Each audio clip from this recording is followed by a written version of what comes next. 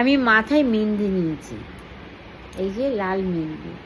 আমার চুল পেকে যাচ্ছে, আর আমি চুল পেকে গেলেও কোনো ব্যাপার না, সেখানে ভগবান আমার প্রভু কোনো কিছুতেই মানে খারাপ ভাবে না। তো অন্তর অন্তর ভালো তো জগৎ ভালো। কিন্তু আমার দাদুভাই ঘুমাচ্ছে, তা আমার প্রভুকে দেখবি, প্রভু এরকম বসে আছে, বসে আছে। তা আমার এখানে ঘুমাই, আমি ওখানে ঘুমাই, প্রভু প্রভু প্রভু বলে আমার পাশে শুয়ে পড়বে, আমি ঘুমাই।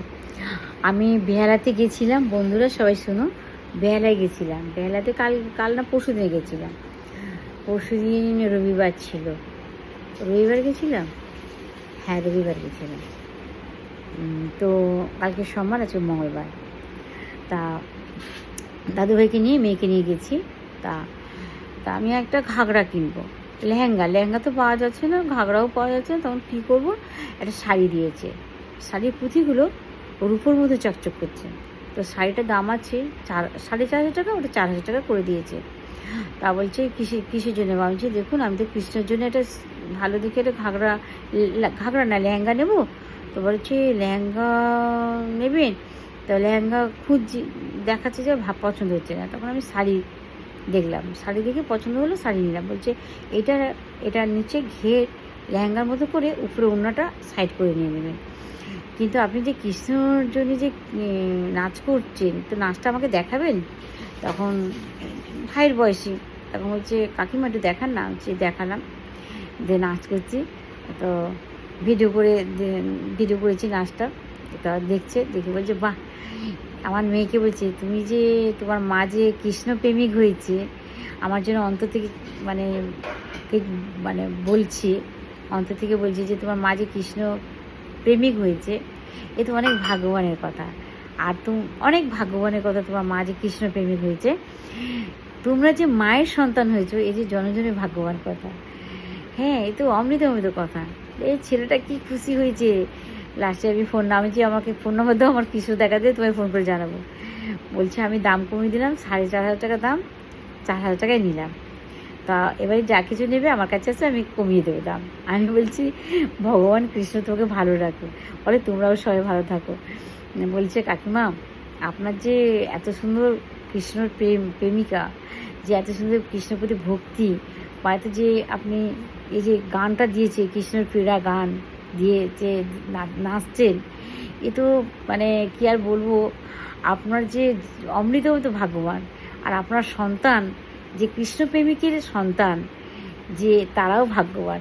তখন মেয়েকে বলছে তুমি তো মনে ভাগ্যবান করেছো, তোমার মা কৃষ্ণপ্রেমিক হয়েছে।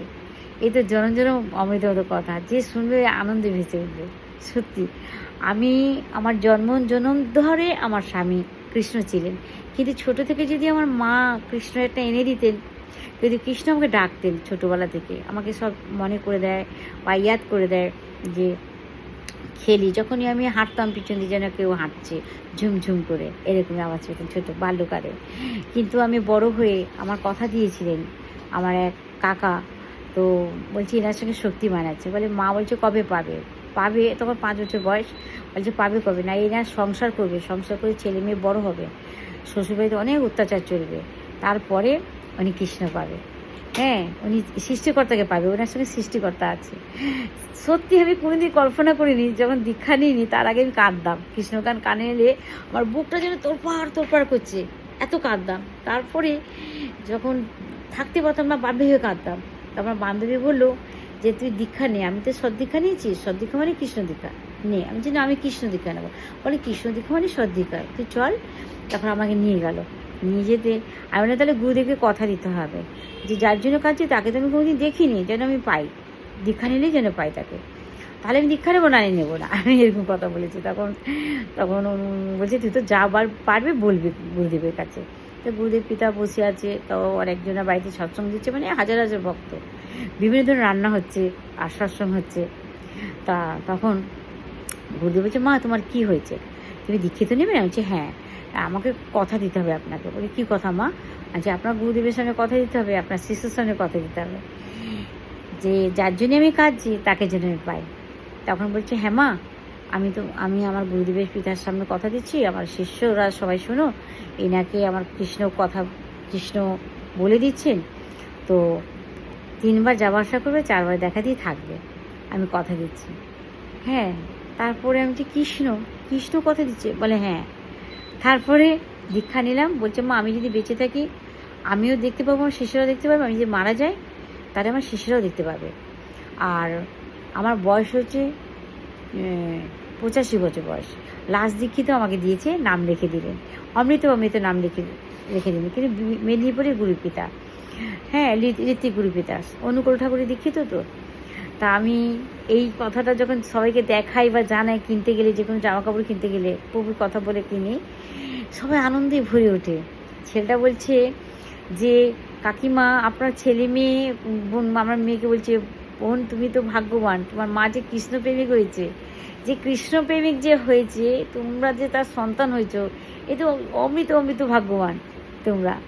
হ্যাঁ, আসলে খুব খুশি হয়েছে। এটা আমি দেশে আমার দিদিকে জানালাম। হ্যাঁ, আর এটা আমি ভিডিও করে ছাড়ছি, সকল ভক্তরা শুনবে, আর সকল ভক্তরা ইউটিউবেও ছাড়ছি, তোমরা সাবস্ক্রাইব করবে, লাইক করবে। আর আমি থাকি শখের বাজার, আমি শখের বাজার রাহা কলোনি রামচন্দ্রপল্লিতে থাকি। তো আমি মেদিনীপুরের মেয়ে, মেদিনীপুরের রামপ্রসাদ ছিলেন ভক্তি, সারদা মা ছিলেন ভক্তি, এরকম আমিও মেদিনীপুরের মেয়ে হলাম ভক্তিমতী আমার প্রভুর প্রতি।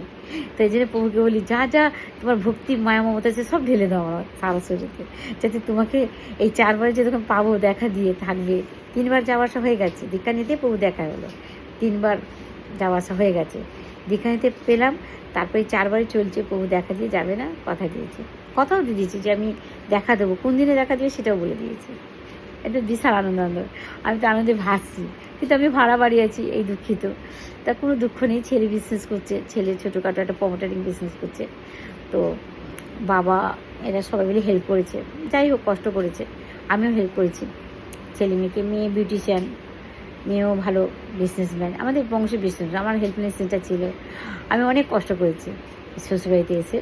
তো আমার শ্বশুরবাড়িতে সবাই কষ্ট করেছে, যাই হোক কষ্ট না করে ভগবানকে পাওয়া যায় না। কিন্তু এই যে বিশাল আনন্দ, আমার গোবিন্দের 4বারে দেখা দিয়ে আমি ওনার রাধা, আমি গান শুনি, হ্যাঁ গান শুনি যে প্রভু যেই পীড়া, প্রেমের যে পীড়া, যে প্রেম, যে ভালোবাসা, যে তোমার জন্য আমি ব্যাকুল হয়ে আছি, যেমন একটা প্রেম, যেমন স্বামী দূরে থাকলে মনে হয় যে কবে আমার স্বামী আসবে, স্বামীর ভালোবাসা পাবো, সেই ভালোবাসাটা আমি মানে তুলে ধরে রেখেছি, যে আমার গোবিন্দ কৃষ্ণ স্বামী কবে দেখা দেবে, তিনার জন্য আমি ব্যাকুল হয়ে ধরে রেখেছি।